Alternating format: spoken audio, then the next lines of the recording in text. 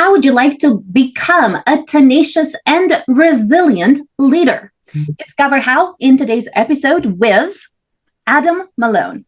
Adam Malone is a leadership consultant, corporate keynote speaker, and father of five, known as the Tenacious Operator. So the first question I have is, what's the secret to your success? And does it have anything to do with becoming a tenacious and resilient leader? Welcome to Awakened Titans podcast with Lily Patrascu. Mind-blowing conversations with influential business titans sharing how you can manifest abundance, love, joy, success through quantum awakening, quantum manifestation, quantum healing, quantum miracles, exponential business growth, and innovative products and services. Certainly. So the first, I would say, I'm going to say two main keys. One is seeking honest feedback. That may sound not exciting to many people, but in my experience, we are often not who we want to become. And the way that we're going to wake up, to awaken, to use your term, is to find out the gaps between who we want to be and who we are today. And the way to find that out is to ask, to seek honest feedback, and to really find people, a few people who will tell you the truth about who you are, what you do, and how you engage with those around you. And then once they give you that feedback, you actually have to process it and change to grow yourself and work on becoming the person you want to be and that you would describe yourself as. And then the second key to me is if you want to be successful and deliver great value, you have to figure out what other people want. You can have anything in your life if you'll figure out how to get other people what they need and want. Because once you provide value to others, they're going to want to help you and provide value yourself. And if you can genuinely seek feedback and genuinely seek to support those around you, you're naturally going to be on a self-improvement journey that's going to build resilience and grit and tenacity and help you become more than you started as. Thank you. Now, one thing that's very hard for a lot of leaders is getting constructive feedback. And I think that most people are triggered, even if the person who is giving them that particular feedback is willing and truly has the best intentions of only to help them become a better version of themselves. So I wonder, what do you suggest for leaders to do who are easily triggered by the tiny bits of criticism? Well, the first thing is you got to get over it. If you want to become better than you are, you have to recognize that you aren't perfect now. And so accepting feedback from others first means we have to find who we are ourselves and own the fact that we're imperfect. And once you start acknowledging the fact that I want to become better, I want to be more than I am today, well, then if you can find people that you really trust who care about you, I would say that's the second key. Find people that care about you and that you trust, so you want to live up to the feedback that they give you. That will help you get over the defensiveness or the concern about the reactions to when you get that sort of feedback. And so if we can embrace who we are and the gaps to who we want to be, and then find others who want us to become that version of ourselves, the combination of those two things make it a lot easier for us to accept that constructive feedback and to grow and become more.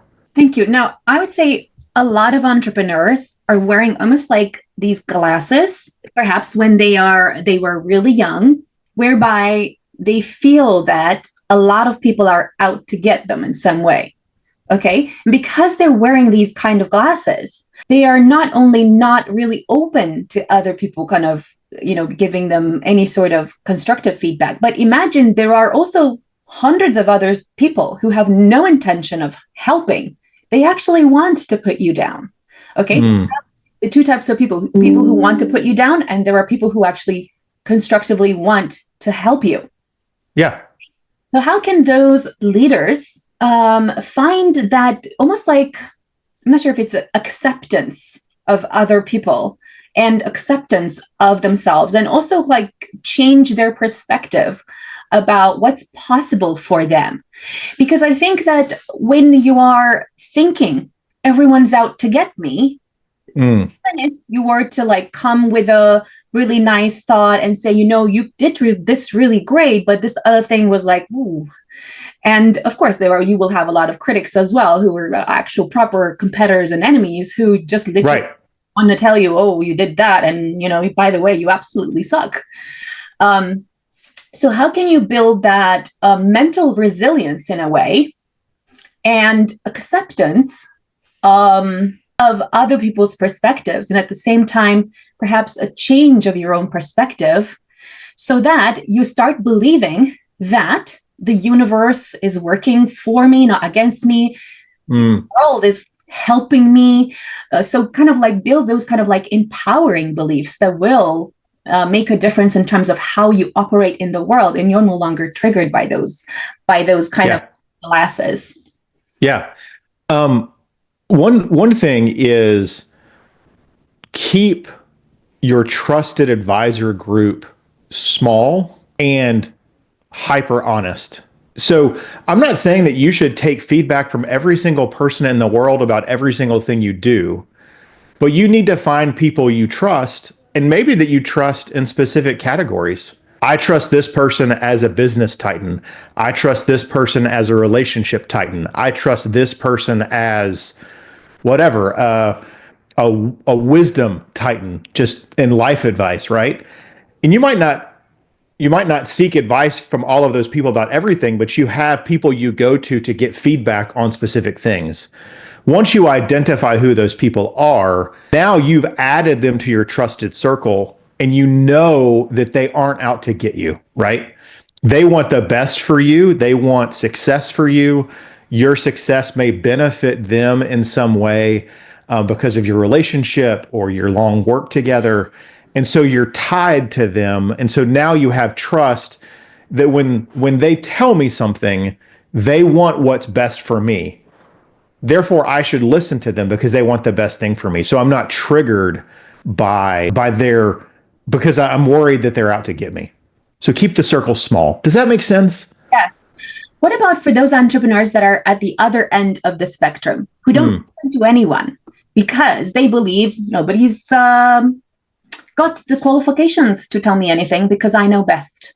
What would you say to those leaders? Get over yourself. Like if you're putting that vibe out in the world, that's the vibe you're going to get back.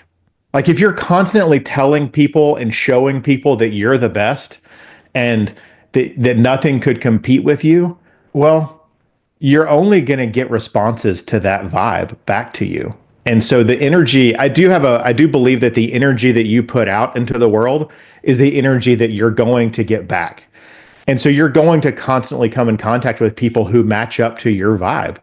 If I'm putting that out, then that's what I'll get back.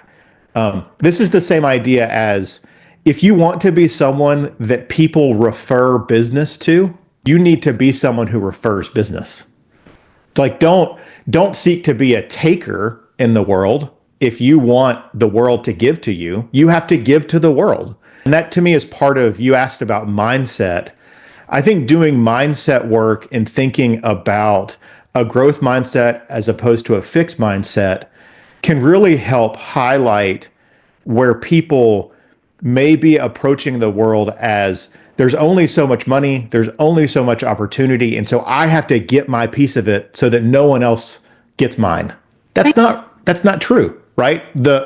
We consistently show in the world that there's more to go around. And so if I show you that I'm willing to share value with you, over time, you're going to share value with me, and I'll get back what I put into the world.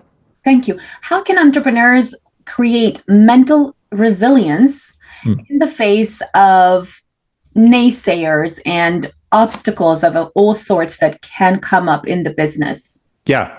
Creating mental resilience, one of the best ways to do that is to think about times in the past when you have been successful. And so not every single thing that you've ever done is applicable, but if you're facing a challenge, you can say, this isn't exactly the same, but last year I had a problem like this.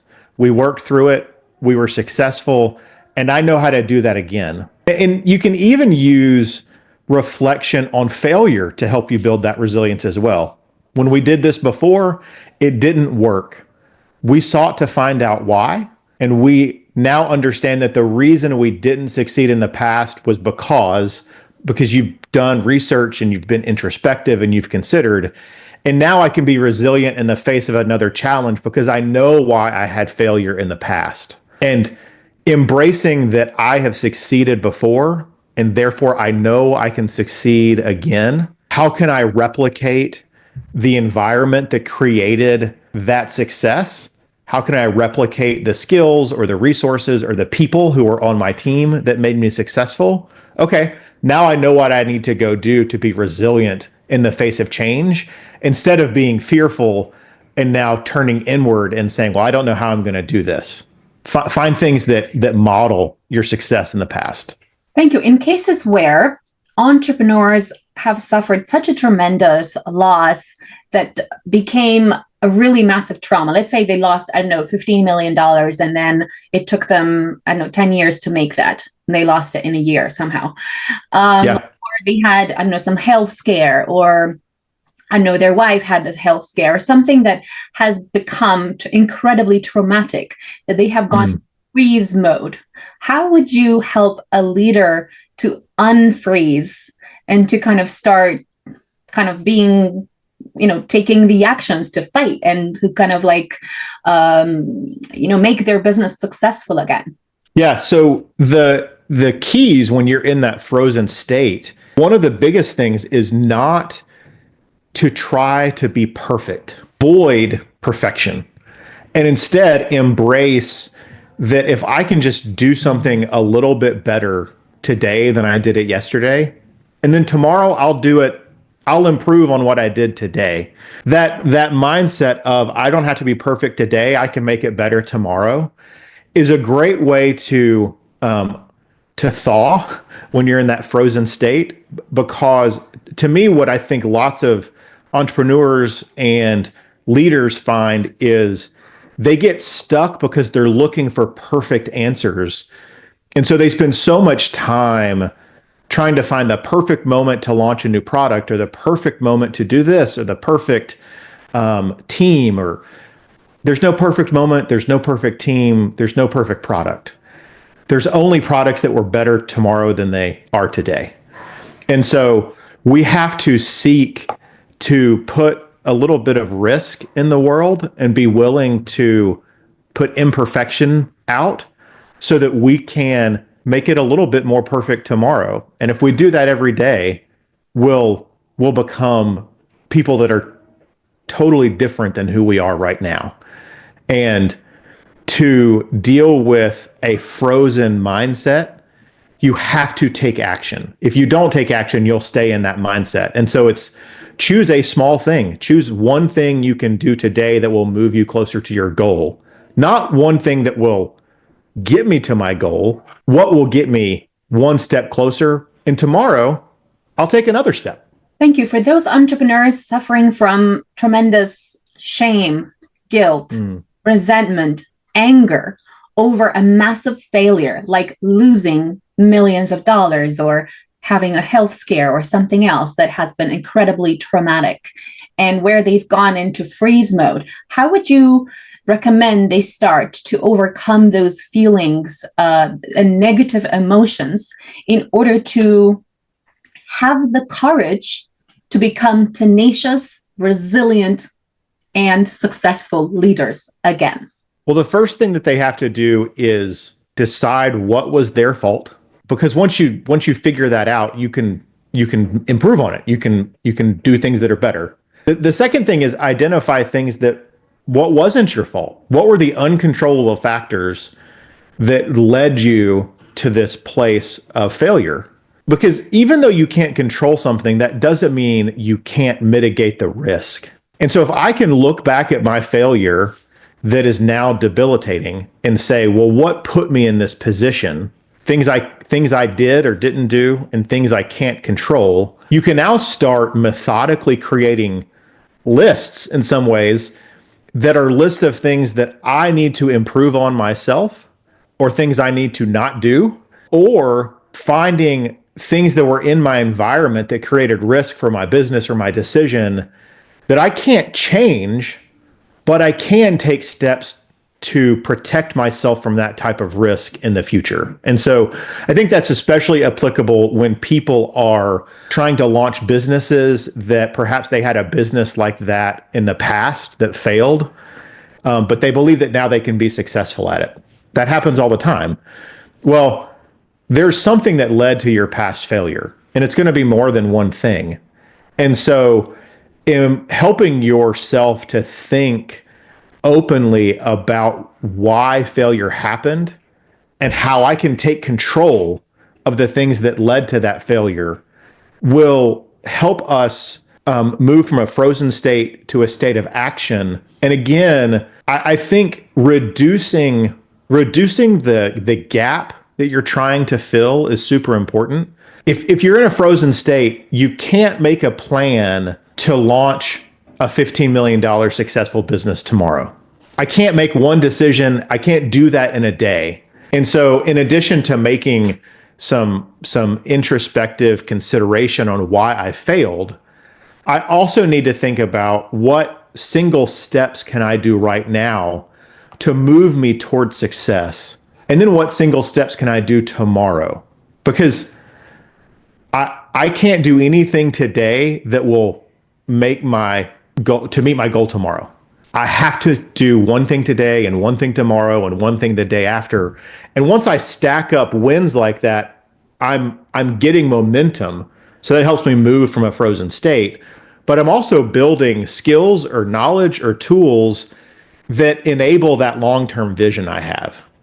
But sitting here in my pain and saying, well, I want to do something that immediately generates that vision and that goal, that's not possible. And the change is too big. That's expecting too much of yourself. Like, give yourself some grace and seek ways to reduce the change that you have to pursue. Thank you. What steps should entrepreneurs take to become more courageous in their actions? I think to be courageous in your actions, you need to know why you're taking them. If your goal is just to be rich and just to make money, you're always, I think, going to struggle a little bit with your why. And so you need to start with the why do you want to do something? Because courage isn't being unafraid. It's choosing that my why is more important than my fear. And so I am afraid of making mistakes. I am afraid of, personally, of these sorts of interviews because I'm afraid I'm going to say the wrong thing or I'm going to not do a good job and that will embarrass me. Well, I also believe that the world needs more great leaders. And so while I am afraid of doing poorly in an engagement like this, my core belief that the world needs more great leaders is more important to me than my fear.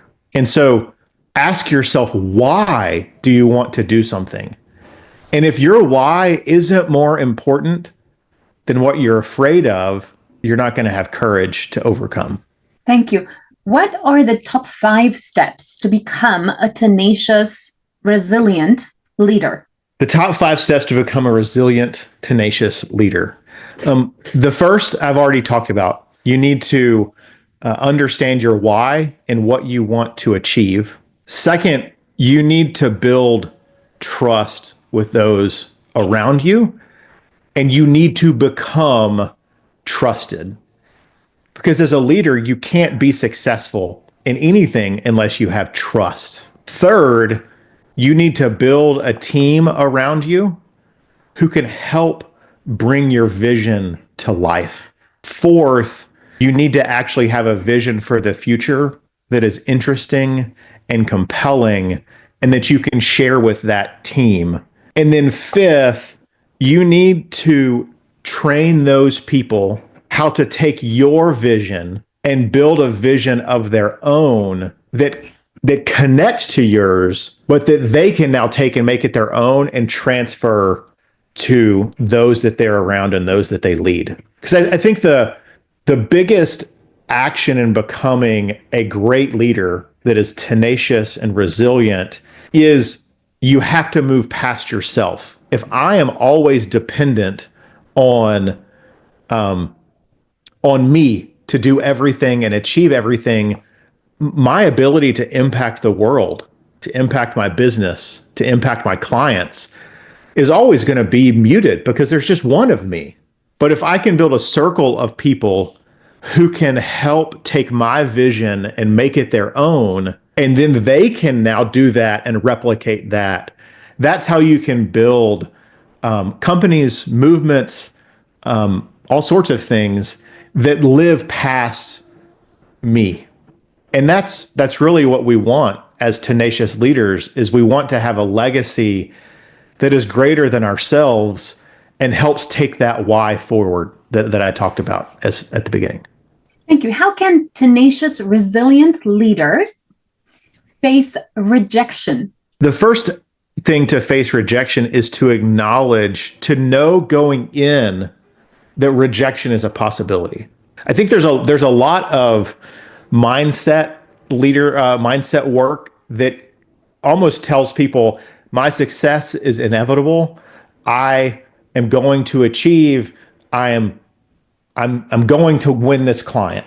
And the problem is that puts such a huge pressure on us that when we don't win that client or we don't achieve that thing, because that's going to happen, it's a huge letdown.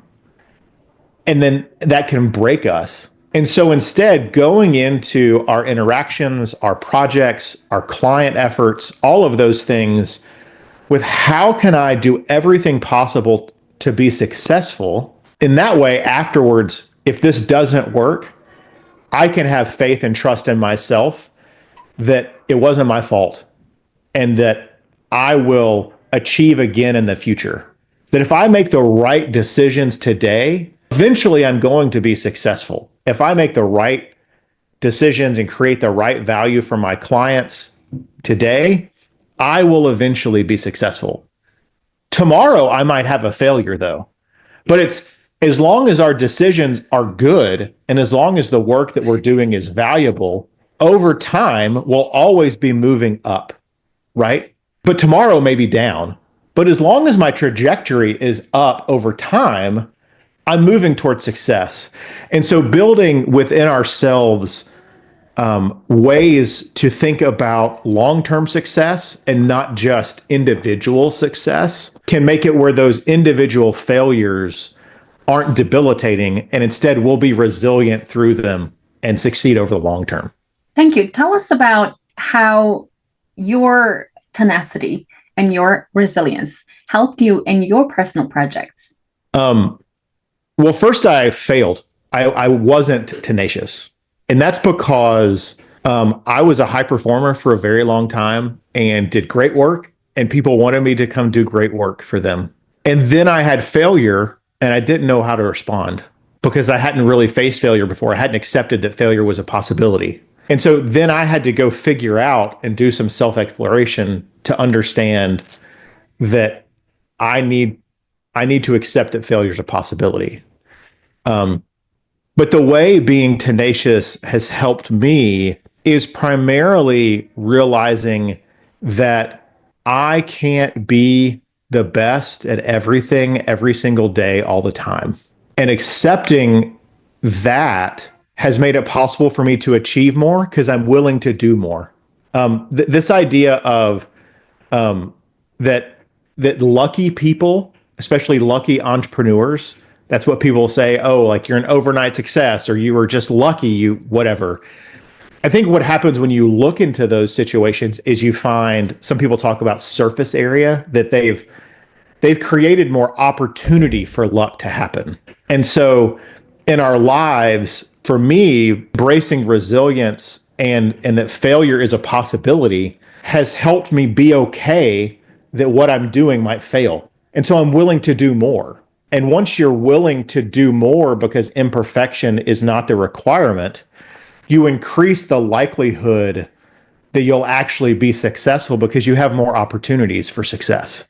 Thank you. What are the habits and routines that you recommend entrepreneurs leverage to build mental, emotional, and physical resilience to cope with anything?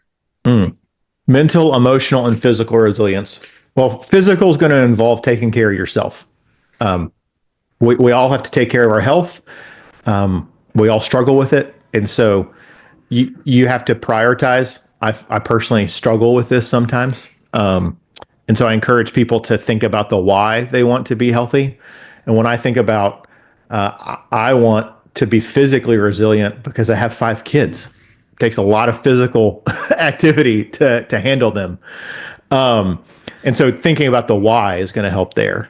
But for the daily activities to help people be more mentally and emotionally resilient, one, consistently think about the why. We've talked about that a few times. Second, reflect on success and failure equally. Don't limit yourself that you only think about when you've been successful in the past, because then you're going to be surprised when you fail.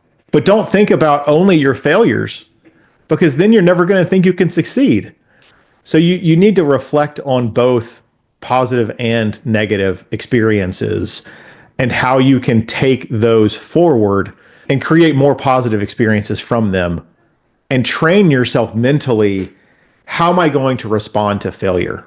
When failure happens, what am I going to say, or how am I going to respond? And an example of that for like a salesperson is you're going to be told no every single day when you're selling. And you can choose to be absolutely destroyed when you're told no. Or you can choose to reflect on why you were told no and then go make improvements so you are more likely to get a yes. And so an example of a way that that's a daily behavior is when you're told no, ask your prospect why. Thank you. I understand that this isn't the right time for you to buy my product. Could you help me understand more about why so that I am better at working with prospects in the future? And if you ask someone for help, they'll almost always give it to you. And so identifying ways to ask people why did I fail? That's again going back to that feedback.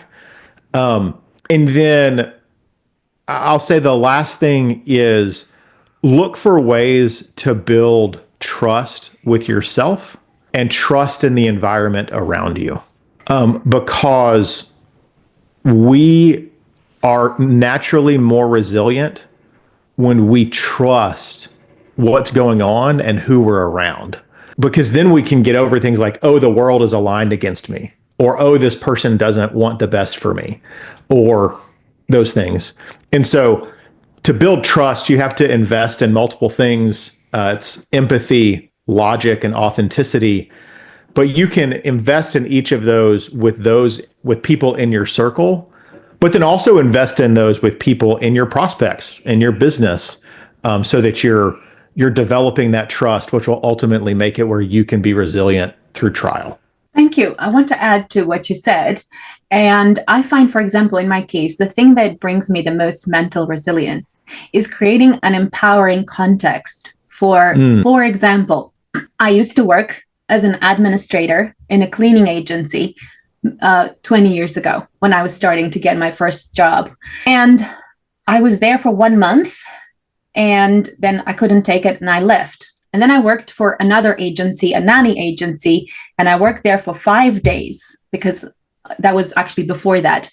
And I didn't really know how to open Word, like Microsoft Word.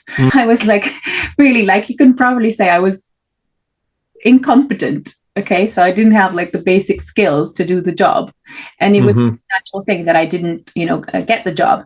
But the way I interpreted it was that this is not for me. And also that when the universe closes a door, it opens another one. And I think it's useful to kind of look at what happens in your life in a positive way, where if something doesn't work, another door will open, another opportunity will open. As long as you're persistent and tenacious and resilient enough, something will pan out that is for you. Okay. And from the perspective of building also mental and emotional resilience, I guess, is also building an empowering context with affirmations. I'm not sure if you've ever tried that, but I find that, for example, you can identify what you think about. And if it's something negative, like nothing works out for me, or I know clients tend to be rude, or, you're creating that for yourself. So you're kind of expecting it, even when it's not there. But if you try to change that with affirmations, even if right now it could be true that most clients could be rude, recreate it in your mind with affirmations where my clients respect me and they pay me really well for doing the job that I love. And I love serving them, and I love helping them achieve their goals. So when you kind of gradually affirm that kind of thing to yourself, I find that it really helps to gradually eliminate those situations that you've been attracting in your life previously. And from a physical perspective, I find that if you do something that you love, whether it's exercising or going for a walk or dancing, something that gets you to move, okay, I find that you become more focused at work. You become more appreciative of the people around you. You become a better, more tenacious, more resilient leader, because somehow, I don't know why, but when you exercise, it's almost like everything feels a bit more jolly. Like, don't you find that when you exercise or walk with your partner, or when you play tennis or whatever it is that you like to do, don't you find that anything that happens, it's like, oh, it's not such a big deal after all? Yeah. Oh, for sure. My exercise of choice is I love to swim. And so, 30 or 45 minutes, getting a couple thousand meters in the pool, completely changes the outlook on the day. You start with an accomplishment, you get your blood pumping, you get some endorphins, and a couple other chemical benefits from doing that sort of exercise. And it really makes you feel like the rest of the day you're in control. You're in control of what happens because you were in control of this workout and you were in control of what happened. And just like I can control how far and how fast I swim, I can control the rest of the day in the same way. Thank you. Tell us about your 10 commandments as a tenacious, resilient leader. Oh man, 10 commandments. You didn't send that question to prep. So to me, have a why. Build a team, build a culture of feedback for you and your team, provide value that is about others. It's not about you. Be kind, put kindness out into the world. Identify mentors that are better than you and that you want to become. The next one is take the advice of those mentors and change and become a better you. Embrace the vision of who you want to become and talk to yourself about that every day. It's back to some of your empowerment and mantra sort of thinking. And then I think I'm at 10. Believe that you can build a better world for yourself, for your family, for your company, for your country, and then go do it. Thank you. What awakened you to your leadership potential? Back in 2020, we had that whole COVID thing happen.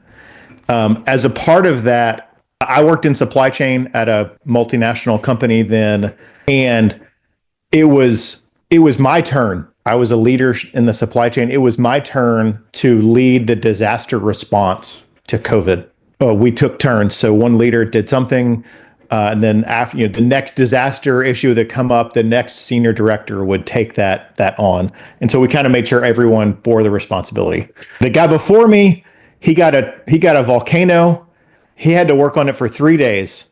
I got COVID and I worked on COVID for 9 months. But what Bill helped illuminate for me that I could be more and be different was in COVID, when I was leading our supply chain's response to all of the issues that created, at one point we were managing 150 different work streams and projects to make certain that we were handling all of the issues correctly. And in that moment, I came to realize that I could do something that other people couldn't do.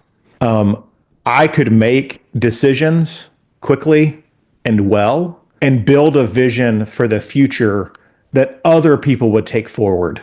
And that was important because, like I said, we had 150 different projects or initiatives to try to manage our supply chain response to COVID. I personally, even though I'm leading the entire effort, I personally couldn't make every decision.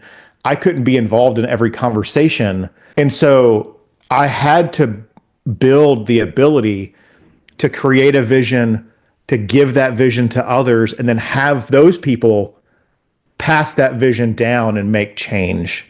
I'd never considered before that I could do that in a way that other people maybe couldn't. And it was through that experience that I became aware of that skill, that expertise that I had and I built over years. And it helped me to realize that perhaps I should figure out how to leverage that to create more great leaders. Tell us where entrepreneurs can find you. The tenaciousoperator.com is where you can get my quick website, also my newsletter. I'm extremely active on LinkedIn. If they go to Adam Malone-Speaks is my LinkedIn handle. They'll find content every single day about great leadership, building trust, and being an authentic leader. And then for your listeners in North America, if they will text operator to 33777, operator to 33777, that'll get them on my contact list and with my newsletter, and I'll stay in touch with them that way. Follow us for more interviews with world's most influential business titans, providing you with the insights to awaken to your full potential so you can get paid to be yourself, find true happiness, and manifest anything you desire.